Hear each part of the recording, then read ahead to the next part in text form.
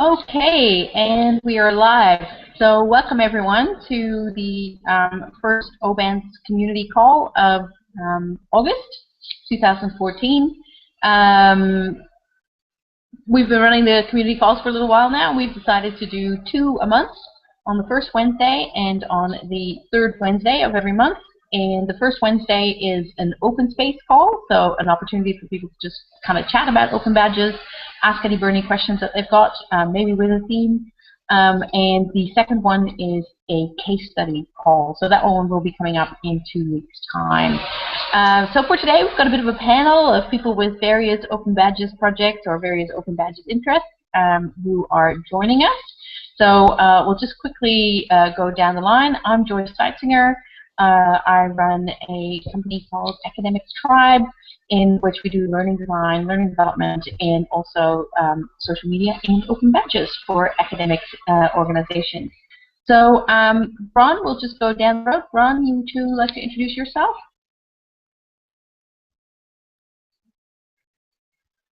Ooh, your microphone is still... Sorry, let me see.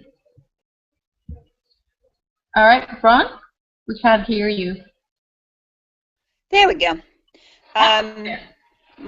My name is Bron Stuckey, and I'm working in as a consultant in gamification in all things game inspired. So badges fit into part of that, and then open badges is really a big passion of mine, and getting educational projects to see the vision that's possible for open badges.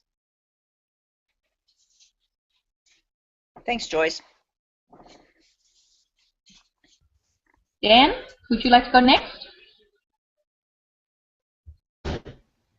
Hi, yeah, I'm Dan Bowen. What am I doing? I'm doing lots of things at the minute. I'm an independent education advisor, so I'm going into lots of different schools and things like that. I'm also working with UWS as part of their blended learning strategy, and a part of that is linking in with open badges and gamification and things for their fully online courses. I've also got a little bit of a side project going with like a Moodle site that I'm running. Just a bit of a kind of really skinny startup where we put in badges into that to kind of inspire some kids to get into app development and game design and coding and Minecraft and things like that. So just a bit of a play. So I'm interested in it from a student angle and from higher education and high school kids at the minute.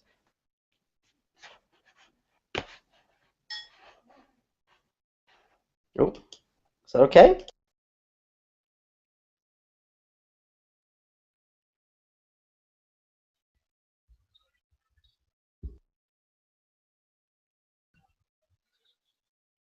All right, next up, Dean. Hey, my name's Dean. I'm work in higher education, occasionally work in schools. I'm currently working, teaching at Macquarie University, working with UTS, CSU, and doing a whole bunch of other stuff. So, yeah, jack of all trades, as they say. My open badge interest is really around gamification, so how I can maybe use that towards, especially digital literacy in library services is one of the things I'm looking at. Mm-hmm. All right, thank you very much. Natalie. Hi everybody, I'm Natalie Denmead, or at Myrtle Muse, and I'm based a few hours north of Sydney in a little quiet town that has terrible internet, but I do get to hang out with you people despite my bad connection. I do travel around a little bit to go to educational technology conferences to inspire myself by the people I meet and to present on Moodle and gamification and general emerging technologies. I teach 16 hours a week or so, doing HTML, web technologies, game design with vocational educational training at TAFE. So I get to try out all my big ideas on real people who are not always very flattering about my great ideas, but I learn a lot, and I'd like to share that with other people too. All right, thanks. Great to have you here. And Richard from New Zealand? Yeah, hi everybody. Richard Jones. I'm also doing a bit of this and a bit of that, doing some consulting. doing a little bit of teaching at a local school, not very much, media and Python programming. I have a background in computer science, I have a background in international education, work with the IB and so on, long-time Moodle person.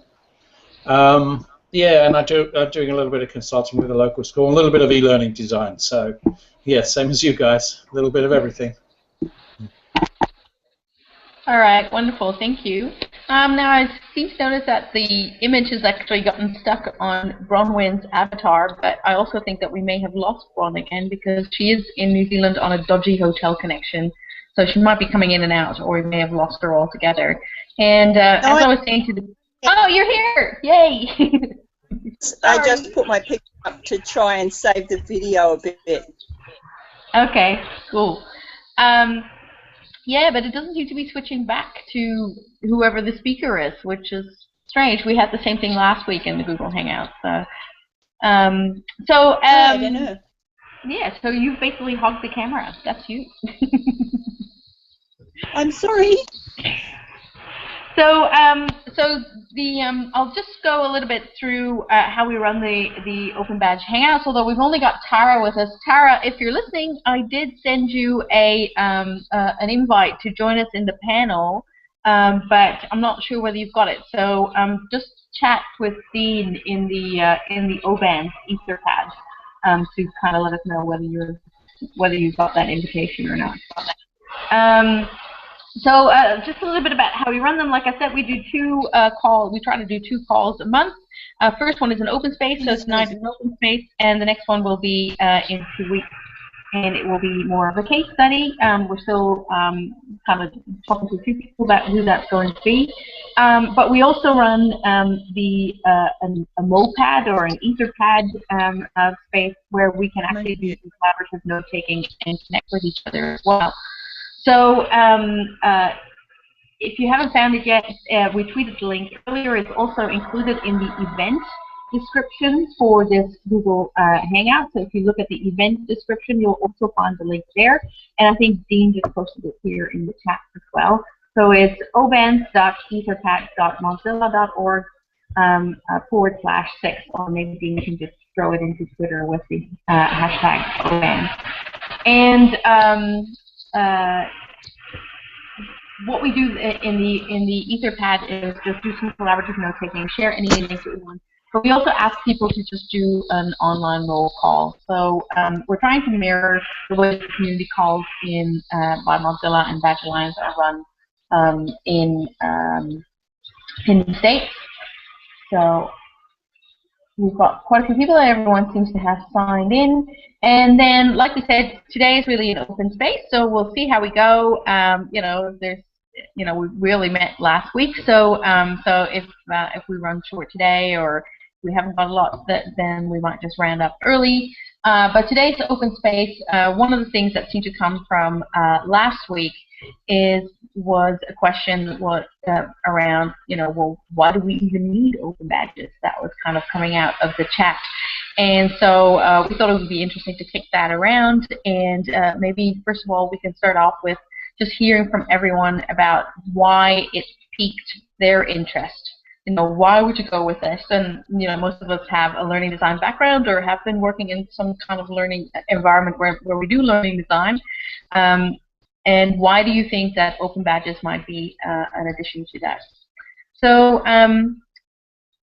Dan, I know that you've got a very specific case study. Would you maybe like to go first and talk a little about what you're thinking about doing with open badges? Okay, there's a few specific case studies, I suppose, so they're not really that specific, but I suppose that the interesting point that I'm coming from is, so with one hat on, I suppose it's from that kind of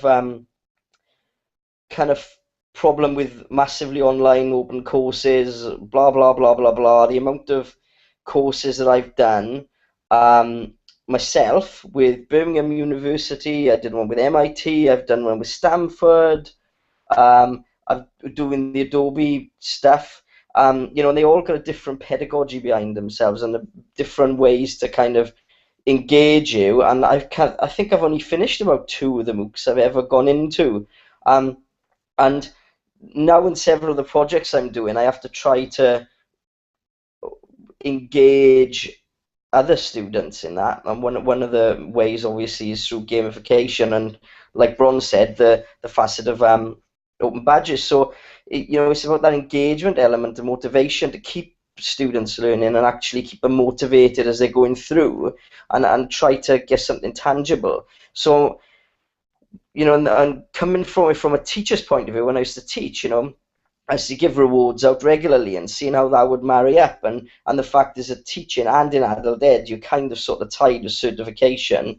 If you try to certify any course or qualification, it's always very tricky to go through proper qualification routes. So actually being able to just give somebody something tangible that's worthwhile to them, and that element of worth is the interesting thing for me, which is why I've got to try to link things together. So that's one element from the work I'm doing with UWS, to try to make their fully online courses engaging and motivating, and actually make sure that they link in properly with different systems there. And then I'm running this little startup which is for kids, which is just, we're doing it on the skinny, so I'm trying to do everything as cheaply as possible, because just for a bit of fun. And it's the backpack and the open badges is really interesting, because it's quite easy to gamify things and try to bring kids through a process of worthwhile learning, to also try to inspire them while you go. Whereas they don't get I can create a certificate and create as many badges as I want in a Moodle course or whatever e-learning platform I'm using. But I suppose my interest now is about trying to make these badges authentic, mean something. The design and creation and giving them out is quite straightforward. I've done that through Freelancer and things, and designed things myself with Illustrator. But it's about trying to get our authenticity now, and it's interesting to see different people using different tools, and how we can actually make these make the badges actually worthwhile for the kids, I suppose. So that's where I'm coming from, and I'll share all my experiences as I go through, and case study them to see how it all fits.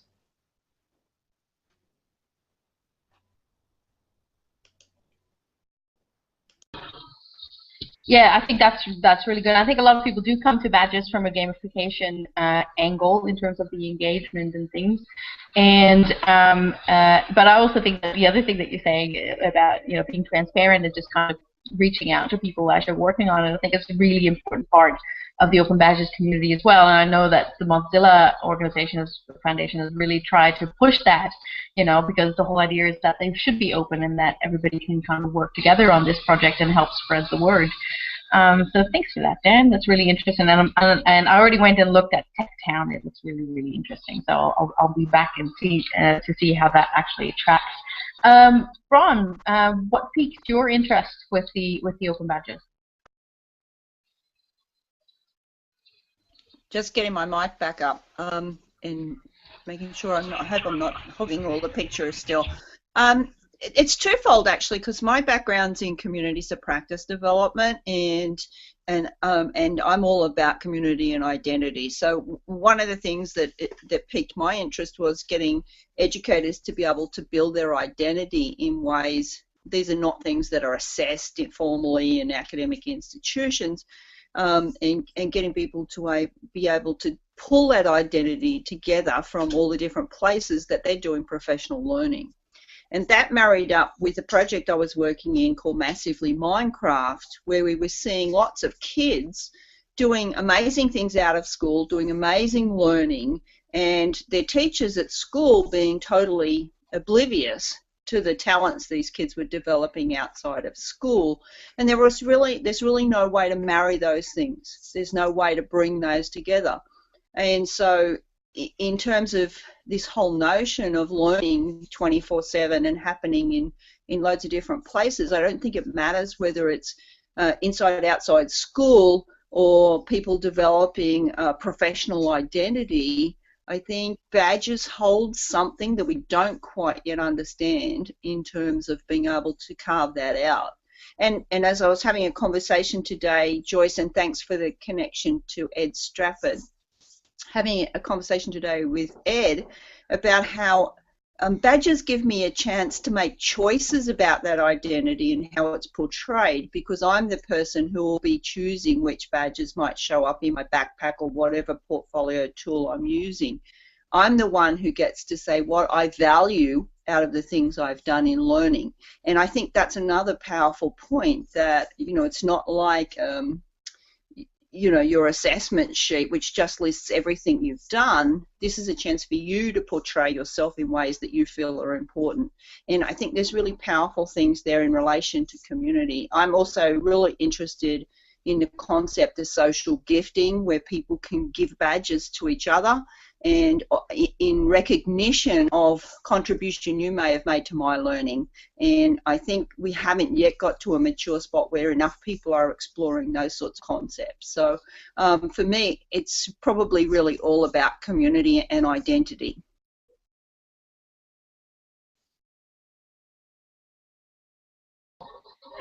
Thanks, Brian. Sorry, I'm on two different screens and they've got two different keyboards. This is a Windows and that's an Apple, and I'm just kind of struggling. So, but thanks. I think that's really interesting. That certainly is one of the things that I'm very keen to explore. And in fact, you know, that's something that you mentioned that that kind of was an aha moment for me about how, you know, your collection of badges and how you organize those can be almost like a visual representation of your learning, and almost like a visual representation of your learning, of your personal learning network. And I was just talking about that today at RMIT University. You know, in a way that is more easily accessible for an audience than maybe the personal learning network is to you. Like, to you, it's a mesh of different tools and different people that you're connected to, and it's something that you use every day. But if you want to make that visible to other people, then the open badges are like a graphical representation of that almost, but one that has a data trace, one that you can actually follow back. So I think that's really, really interesting. Perhaps Richard, maybe you can talk to us a little bit about what piqued your interest in, and you've been one of our most loyal followers. Yeah, well, I'm a loyal follower, but I've done nothing really with badges so far. I'm interested in the concept.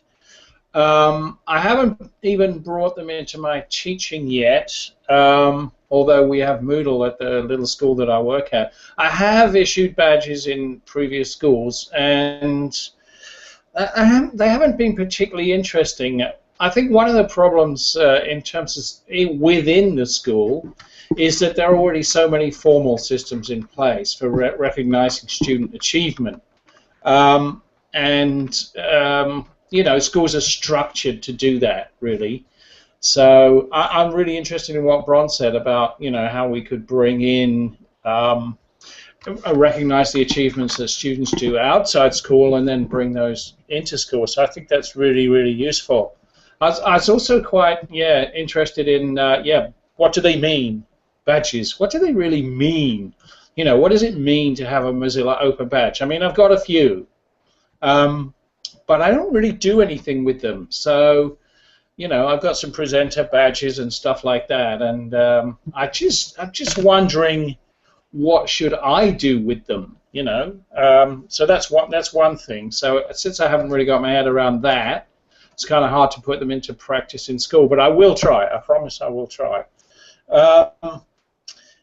So I certainly think for things that students do that are generally not permanently recognized, so you might talk about drama, you know, those things, drama, music, sport, their attitude around school, their collegiality, their willingness to pick up litter, I don't care, whatever attributes they have as people rather than as learners might well be one aspect where badges could prove useful in school, because you know that's, you know, when students go on to uni or jobs or whatever, there's a lot of that stuff that's lost, right? So as teachers, we know the students and we know their strengths and we know their weaknesses, and we know that a lot of those strengths are not particularly well recognized by formal qualification. So I think probably badges have a part to play there, but they do need wider recognition at the moment. As I say, I just couldn't see myself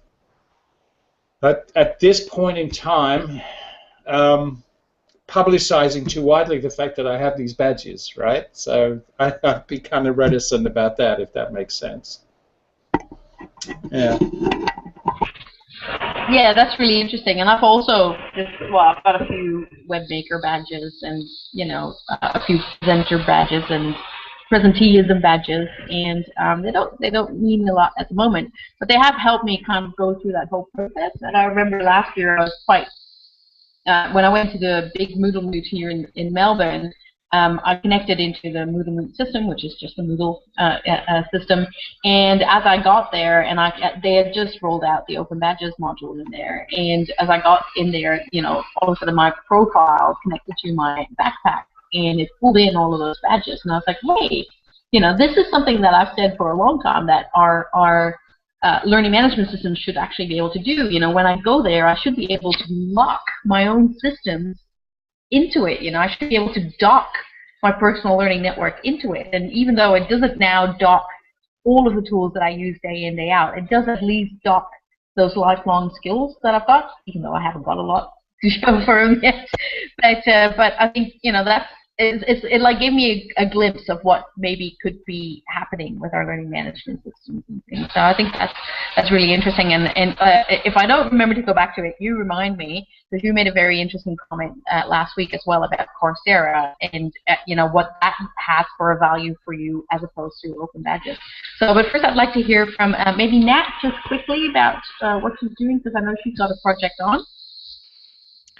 Well, you kind of reminded me of a long time ago when I was doing an arts degree. I was confident enough at 25 years of age to do what I wanted, and that was archaeology, theatre studies and Indigenous education, which has taken me to the point where I'm at in my career now, which doesn't sound like it's got a lot to do with badges, but we spent a lot of time talking about symbolism and how cultures create symbols, and they're a very simple way of communicating an agreed message. So when I see a page of text that a learner holds that proves that they're competent, or I see a visual representation, I think it's a higher level of communication to switch to visual and just simplify and really agree on what we mean and take it outside of the microsystems that the current qualifications work in. So working across systems is where I see badges as moving us into that higher level of communication.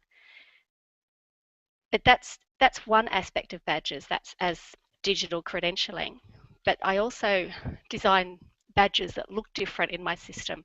So I have the badges that I say to my students, these are the ones that you might want to export to your backpack if it's of interest to you. But then I've got a whole lot of other badges that are there to improve confidence. They're not something that are worth a whole lot of money or time or investment.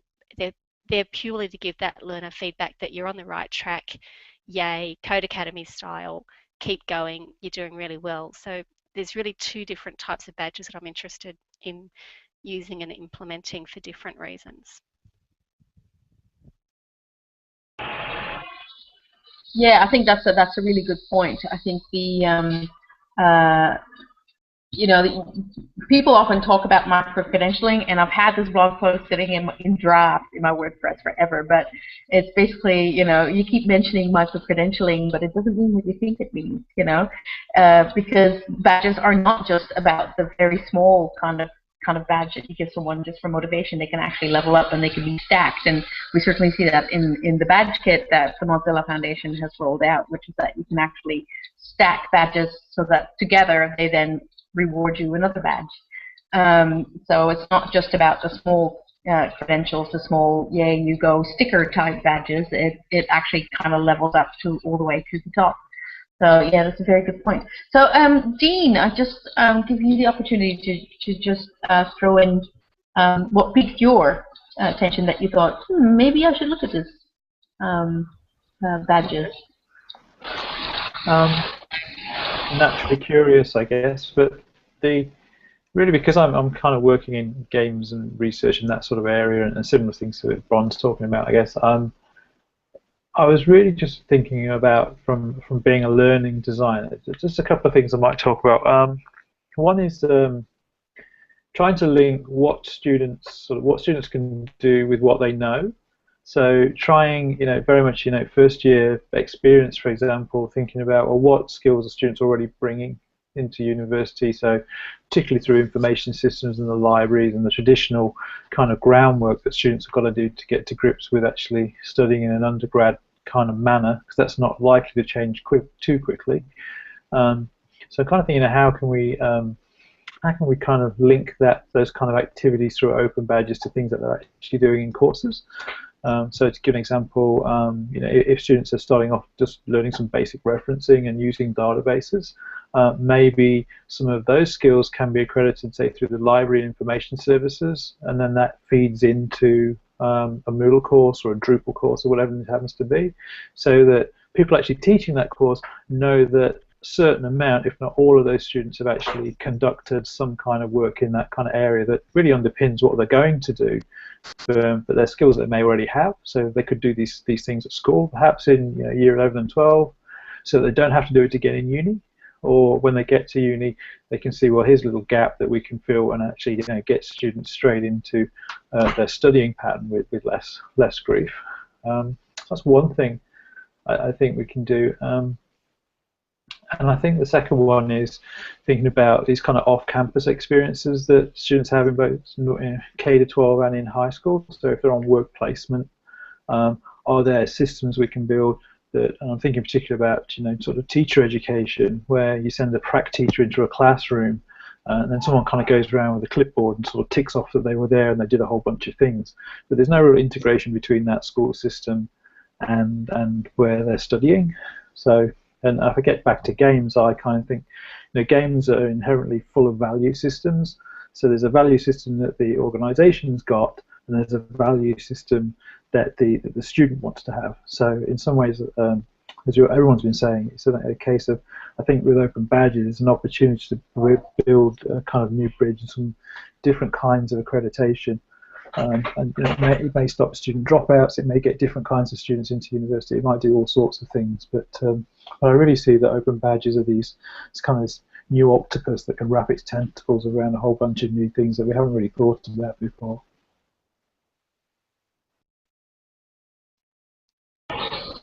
Yeah, that's right. Yeah, for me as well, I think the interest originally came from the lifelong learning angle, which is that there were some skills that having worked in university, I felt like certainly things like the graduate learning outcomes, etc. So these kind of generic skills that the students kind of pick up along the way, we'll have them in our course documents, etc. Described, but they're not very explicit. And also a teacher, particularly with students who are maybe spread across courses, maybe do 2 programs at the same time, or maybe dropped out, or have come back and switched courses. Teachers don't really know what they've already done, so you kind of get asked to just go through everything again and just go with the program. And I felt like having those kinds of badges for those graduate learning outcomes would really kind of show that, look, I've already done the referencing thing. I got my badge, so and I did it in one of the library courses, so I don't really need to do it here again.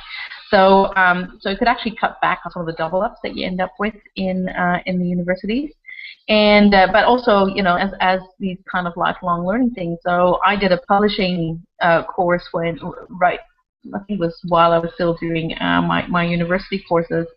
And I haven't really got a lot to show for that, but it would be great to have like a publishing badge that would actually show that I've got these kinds of skills, and that is something that I carry with me, even though it wasn't like a formal certificate. And I think the other thing that then piqued my interest when I started to look further at it is actually from the aspect of learning design. And I think I've mentioned before here about how, when you use the badge design canvas that Digital Me have made available completely free and gratis, that when, in running a workshop with that what I found was that really the emphasis became on the learning experience and what the students were going to be doing. And it really broke away from, what content are we going to use? And I think that's a really powerful thing. And if you could design a whole course just by designing different badge pathways, and collections of badges, I think that would be a really powerful thing for focusing on what the students are going to be doing, rather than focusing on the resources that you're going to give the students. So I think for me that it comes from both a lifelong learning interest and also from a learning design interest. Tara, we've been trying to get you in, but I haven't really been able to get you in. So, Ron, go ahead. Joyce, I was just going to say, though, when we talk about badges and all these yummy good things badges are going to do, aren't they only as strong as the metadata that sits behind them? And what do people feel about that, and how many people are really exploring what strong metadata looks like? That's exactly the position that I'm finding myself in, because I've given badges. I'm in a process of aligning badges to curriculum and things, but absolutely, it's what metadata, that is exactly the area I'm in. It feels a bit like a no man's land at the minute. What metadata do we attach to it? It's a very interesting point, Ron. Yeah. I think as well, there's we always have this cultural lag between things which are a great idea and then things getting adopted by, let's say, quangos and institutions and bodies.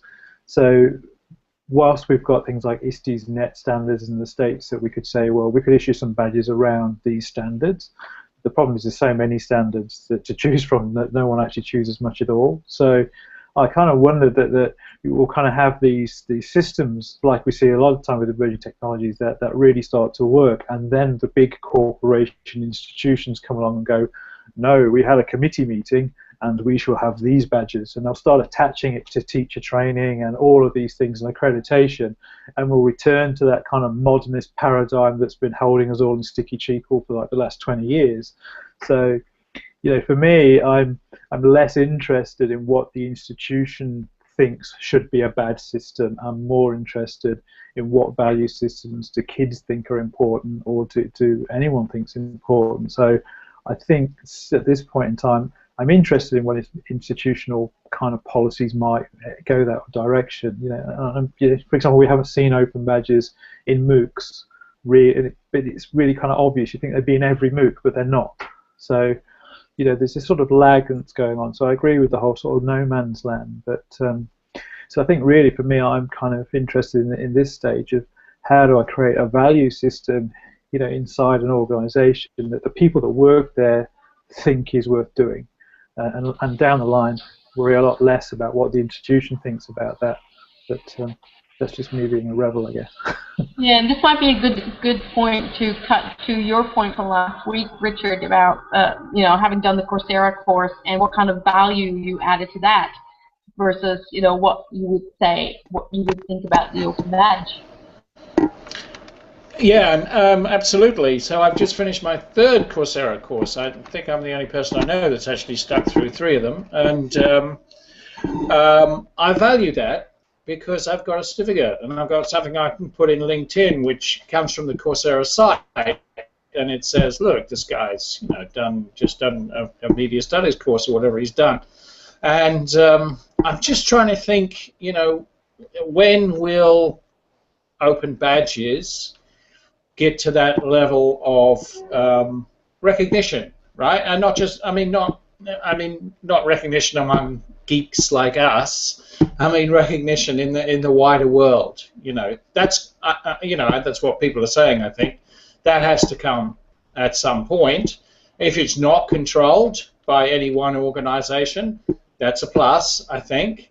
Yeah, but is anybody gonna control it? I mean, if it gets out in the wider world, is it like Facebook suddenly, right? Everybody gets a like, everybody gets a badge, and we're not going to question where it comes from. So where is it going to go? I'm not sure. It's interesting, but watch this space, I guess. Yeah, and I would agree. It is interesting, and certainly that's one thing that has been talked about in the U.S. and U.K. Open Badges community calls as well, and it is very much about re-establishing trust networks. You know, the fact that we've got existing trust networks. Like if I say, oh, I've got a degree from USQ, everyone knows what that means. You know, and everyone's got a concept about what that means, regardless of whether that was actually a good degree or et cetera, et cetera. Like, you don't know what I actually did there, but it has some kind of value to you. And that's something that we haven't got with the badges yet.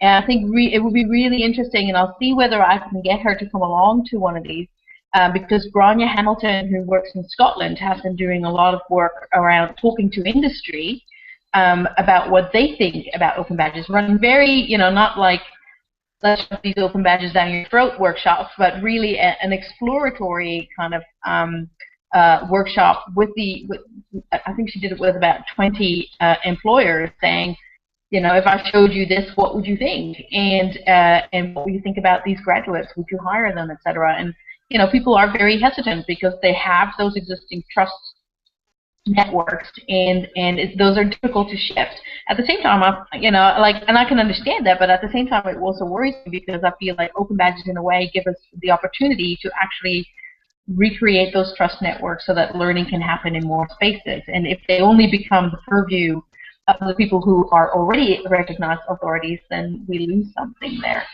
So, so I haven't got an answer. So my point about the metadata was it's not just what's on the front of the badge and the issuing institution, but what sits behind it. What did I do to get that? And I think that's the metadata that is available to go with the badge. Different to a certificate. A certificate really doesn't give me an idea of what I did to get there. What's my pathway to get to this thing? And what did I accomplish? You might have a generic understanding.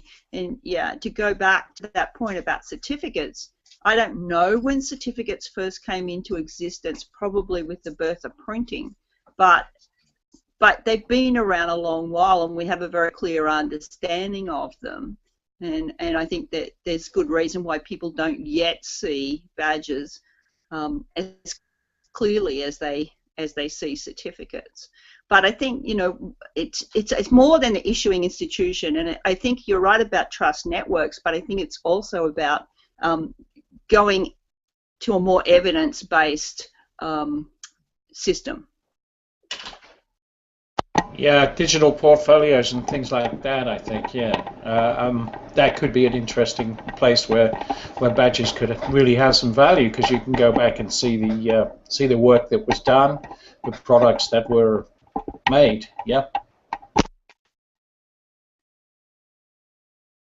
I might just chime in on that one as well. One of the things that I see going on right now is a lot of talk about people's digital skills and people building lots of you know, self-built brands, almost aligning themselves with Apple and Google and all these different companies in order to have that edge, you know, on LinkedIn and other places that say, hey, I can do all these skills that I'm certified for, but I also have these other skills. But they're really variable and really, you know, hard to interpret. And I think that one of the problems is, I mean, for me, I'm not on LinkedIn. I have no interest in LinkedIn. So anyone looking at me on LinkedIn wouldn't understand anything about me. And I think for people that are really good at using connectivism and are really active in networks, from the outside, HR organizations or people looking at people through the foggy lens of social media really only see the tip of the iceberg of what most people are actually doing and where they're connected to.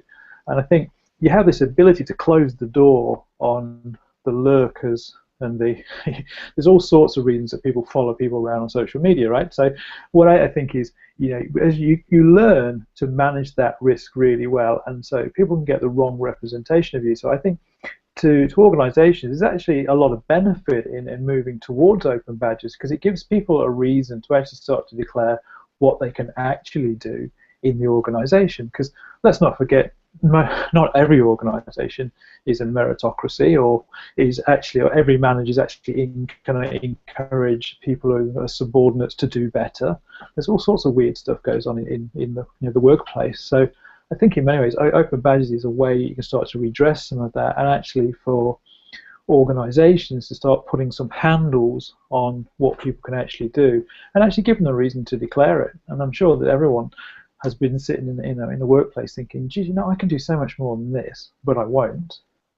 And I think there's a lot of kind of cultural resistance in that. So I think that there's a lot of work that HR can do, certainly around open badges, that can really encourage people to perhaps even declare what they can do already. And organisations might actually discover that they've got quite a lot of staff that can do some really amazing things, but just never see the need to declare it. And they can't see what they're doing online, or they get the wrong interpretation of what they think they're doing online. So it's me, am I playing too much video games online? That can't be productive, right?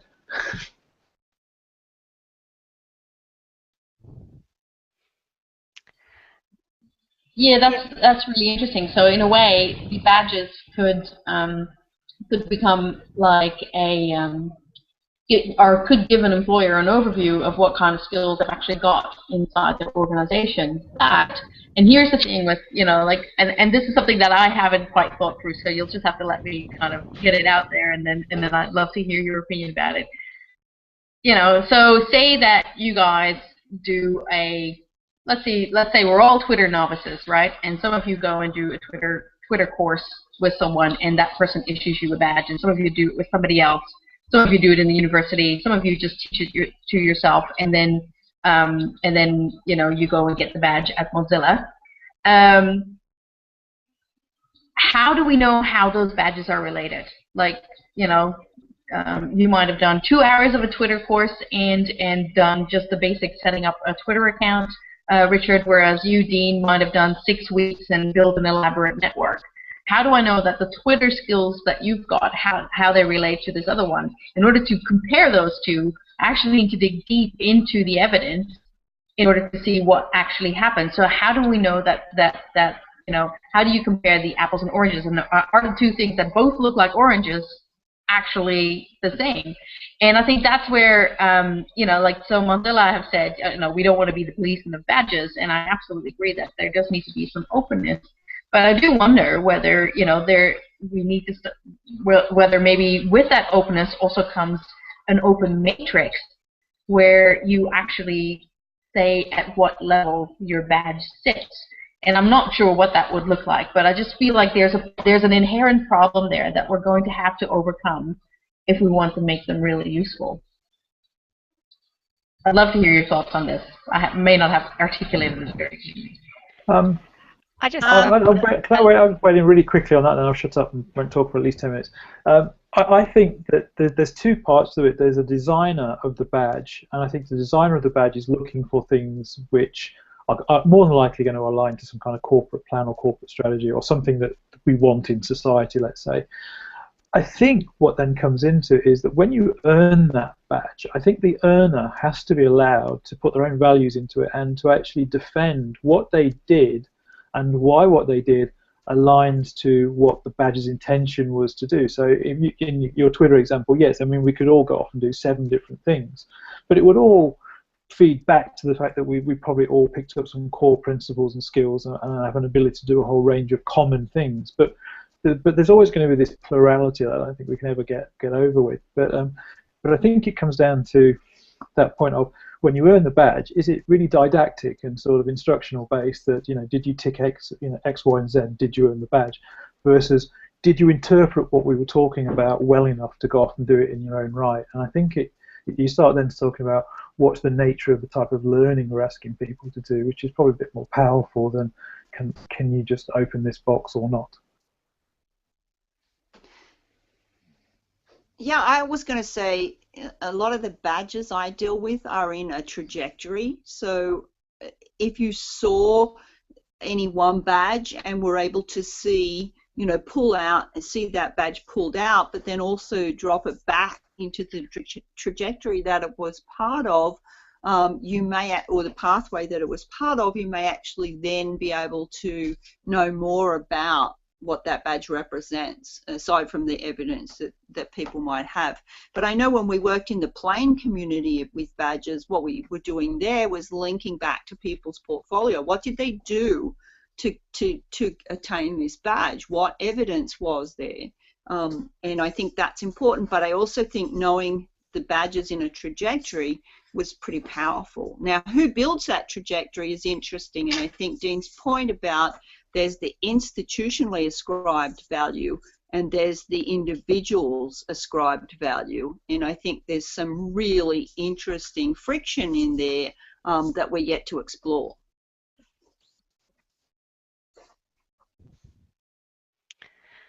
I just put a link up about just a sample badge, which is a publicly available page. That's one of the things to keep in mind, is that anybody can now see this Moodle user who doesn't exist. It's just a fictional person. And when I actually look at the badge and then you click on each of the badge and this is the detail you get, it's made me aware as a designer what challenges I face. So the first thing there at the top, it says that it's the username of Zigzag. It doesn't give this user's email address, and the username quite often is a anonymous type name, so it's going to be different in different systems. Then it does give the issuer's name, which is a setting in Moodle, and for some reason that was saying Carrie Vitti until recently, and I finally found a spot in Moodle to change it, so now it says that I actually am the badge issuer, but I don't sound very important, Natalie. There's no weight or authority behind me as an issuer. Then I got to enter the name of the badge, which I've just called Twitter Mentor, which I think is fairly meaningful. But on the badge itself, because I tried putting in 4 words, now they're too small to read on the size of the badge. So in the future, I'm going to limit it to 2 words on the badge and get somebody else to design them, because I'm not really a great designer. And then it says which course it was related to. So I probably should be naming my courses better to really reflect where the badge sits. And the criteria, quite often I've said in my course design, you're allowed to get this badge when you've done this, that, and that. So if you look at this badge view, you end up with a very long list of what I wanted of you. And because I didn't realize these were going to appear on the badge page, they've got weird names like forum, community support. That's fairly bland. It doesn't really tell me what they did inside the forum, but I could name my activities better to make this page more meaningful.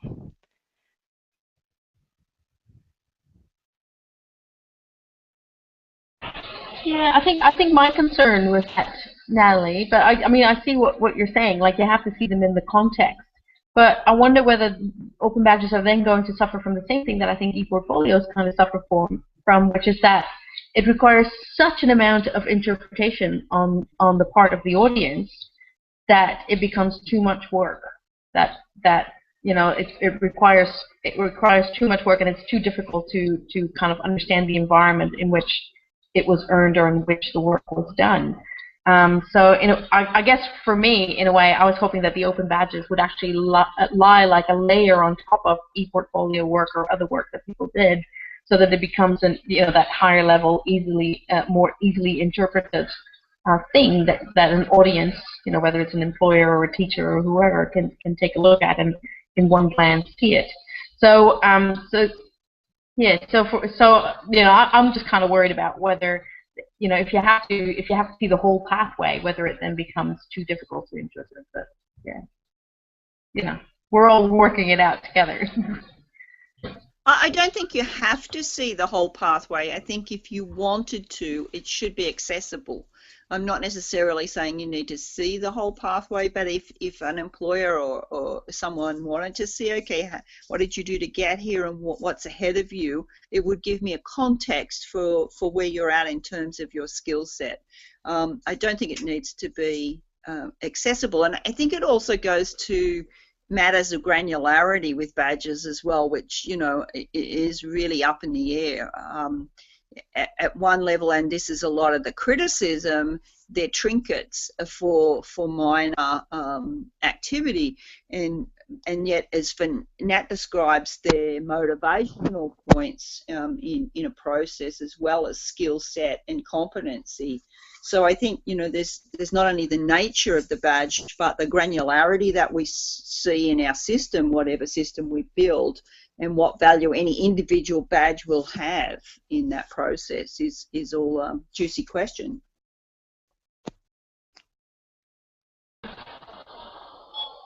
Sorry, I'm muting you. Yeah.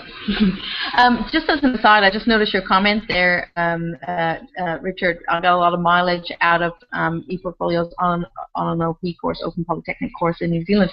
I think in the e-portfolio, in terms of the audience for an e-portfolio, I think you've got, you know, like audience members like the teachers or maybe administrators that are at the institution, or like involved audience members, and so they've got an idea about the circumstances or the environment in which it was earned.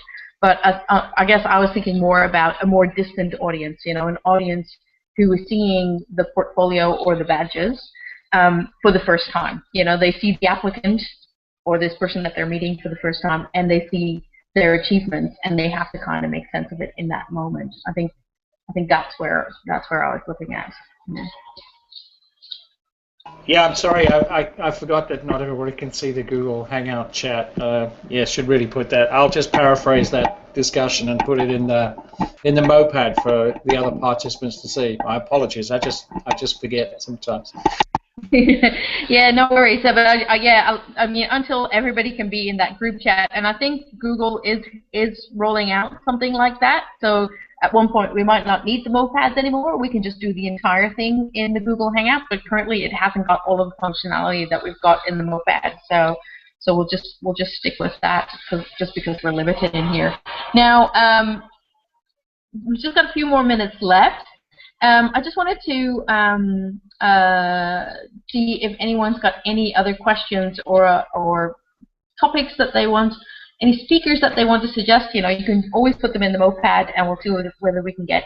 If everyone's okay, I'll make contact with Grania and see whether we can get her in, because this whole trust thing seems to be something that people are keen to talk more about, or that people are kind of struggling with. So it'd be good to talk to her. Yeah, any other questions from the panelists, or, you know, maybe things that you want people to collaborate with, or...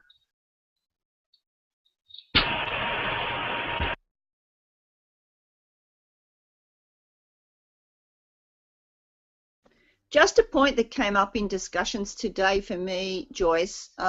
Two things that I'm buzzing on, and I don't have a real opinion on one of them, but the first one is seeing badges as a way to visualize your connectedness to certain communities. So, you know, if communities issue badges as part of a recognition system, badges then become a way to see where you sit in a community of practice, or as a practitioner in a field. So there's an interesting concept there of them not being necessarily where you're getting to, but where you're at.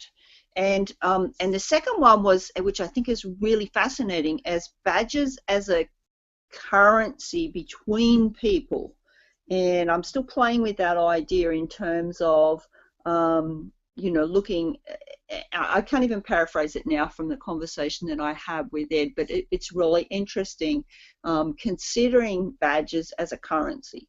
You know, maybe play with that idea and put it into the mopad when I can get back to the document and actually put it better into words. But I think we have to think beyond credentialing systems, and I think that's the thing this whole gamification process allows us, is a chance to step aside from our existing and known systems and actually challenge all of our assumptions, not just some of them. Start to think about totally different ways of viewing all of this, and, you know, is there something juicy and new there that we could use these for? So that's just something that came up today in conversations.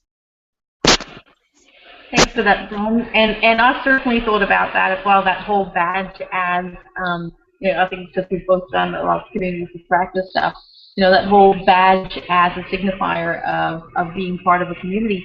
And, you know, people often say, like, oh, we don't want to be handing out badges to people for just showing up. But I almost feel like that is the first, you know, that is the first step that you took in order to become part of this community. You showed up, you know, and that, you know, that can actually be really powerful if you then recognize the fact that somebody did show up and they have become part of your community.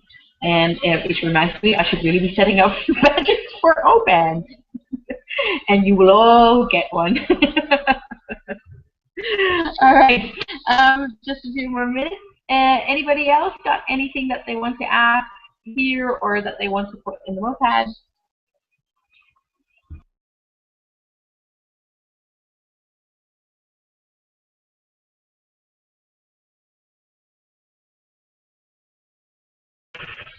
No? Okay, then it looks like we're finished for tonight. Thank you so much to all the panelists. I love talking to you guys. You're always making me think. It's just great. So our next call will be 2 weeks from now, and it'll be a case study call. And I've got several people that I've got lined up that we could be asking, but I'll also be talking to Dean and Bron to see who we think could be next. Thanks to everyone for doing the collaborative note-taking in the mopad. That's really, really useful because people who don't want to sit through the recording of the whole call can just go there and get a quick overview. And yeah, so the next call will be, oh, I haven't said it here, but today's 6th, so it'll be the 20th of August, Wednesday the 20th of August at the same time. So thanks to everyone, and yeah, keep plugging away at the badges, and also if you could all help spread the word about OBANZ, that would be really useful as well. We're still under 100 Twitter users, so let's try to get that up to above 100 Twitter users for the next call. All right, so thanks everyone, and I'll see you on the Twitterverse. Brilliant. Thanks, Joyce, for facilitating the call too so brilliantly. Thanks, Joyce. All right, thanks everyone. Great stuff.